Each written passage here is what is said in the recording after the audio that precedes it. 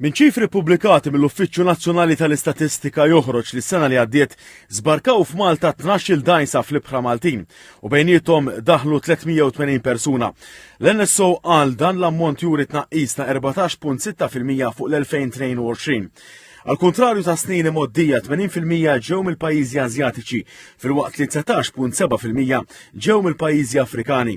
Fil-jum dinja r-refuġjati ntqal li s-sena li għaddiet l-Aġenzija Internazzjonali għal Protezzjoni wasluna ftit aktar minn 854 talba għal ken, tnaqqis ta' 35.2% mis-sena ta' qabel. Fl-2023 l-Aġenzija ħadet 327 deċiżjoni li taw ħarsin fl-ewwel istanza l-applikanti għal ken. Ħareġ ukoll 787 talba oħra kienu miċħuda. Imqabbel mal-pajjiżi oħra tal-Unjoni Ewropea, brata ta' 71% Malta flimkien ma' Ċipru kienu it-tielet l-aktar li rrifjutaw applikazzjonijiet. Min-naħa l-oħra l-Estonja laqat kważi t-talbiet kollha li sarula għal ken mill-immigranti. L-NSO żied jgħid li s-sena l-oħra tresqu wkoll 726 appell quddiem it-Tribunal tal-Appelli Internazzjonali għal protezzjoni dwar deċiżjonijiet tal-ewwel istanza, tnaqqis ta' 14.8% fuq l-2022. Għal li fl-2023 dan it-Tribunal qarbel 451 appell u ċaħat 98% tat-talbiet li saru. Fil-fatt Malta kellha l-ħames l-aktar rata baxxa ta' appelli milquha mill-immigranti.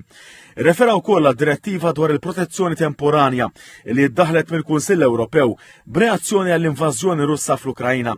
L-NSO qal li s-sena l-oħra l-Aġenzija ta' tħarsin temporanju lil 566 Ukren, tnaqqis ta' 1063 fuq l-2022.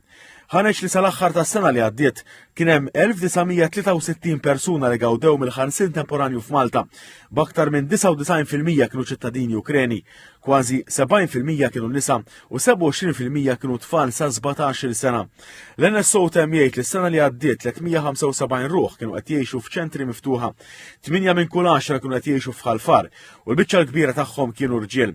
Ingħat ukoll li 159 ruħ ġew relokati minn Malta lejn pajjiż ieħor Ewropew, 21 oħra relokati barra minn stat membru u 10 oħra intbagħtu lura lejn pajjiżhom.